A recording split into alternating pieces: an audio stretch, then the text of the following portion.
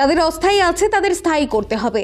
বিধানসভায় দাঁড়িয়ে এই কথাটাই গর্জে বললেন বিধায়ক নওশাদ সিদ্দিকী।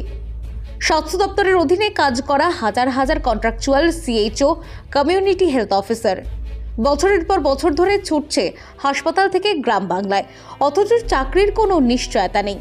নওশাদের প্রশ্ন সোজা সাপটা, যারা মানুষের জীবন বাঁচাতে মাঠে, গ্রামে, ক্লিনিকে দিনরাত খেটে চলেছে, তারা কি শুধুই ঠিকা শ্রমিক? তাদের জন্য কি কোনো স্থায়ী সমাধান নেই? এই আওয়াজ শুধু বিধানসভায় নয়, পৌঁছচ্ছে মানুষের মনের ভেতরও। দেখুন বিস্তারিত। আপনার মতামত জানান কমেন্টে। পশ্চিমবঙ্গ বিধানসভায় উল্লেখ পর্বে স্পিকার স্যারের মাধ্যমে রাজ্যের স্বাস্থ্য পরিবার কল্যাণ দপ্তরের ভারপ্রাপ্ত মন্ত্রী মহাশয়ার দৃষ্টি আকর্ষণ করলাম।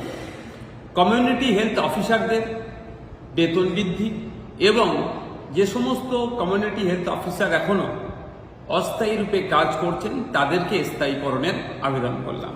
আমরা জানি আমাদের রাজ্যে এই মুহূর্তে 13,619 জন কমিউনিটি হেলথ অফিসার হিসাবে কাজ করছে, যার মধ্যে 3,577 জন এখনো অস্থায়ী রূপে কাজ করছেন।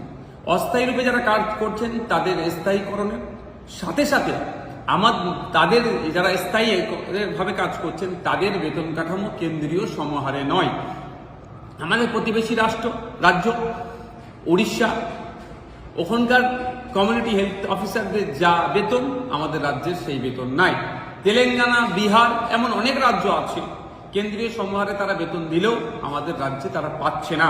তারা এই বৈষম্যের শিকার হচ্ছে, ফলে তারা এই ধরনের বৈষম্যে না শিকার হয় এবং সাথে সাথে যারা অস্থায়ী রূপে কাজ করছেন তাদেরকে স্থায়ী যাতে করা হয় সেই মর্মে আজকে মেনশন করলাম।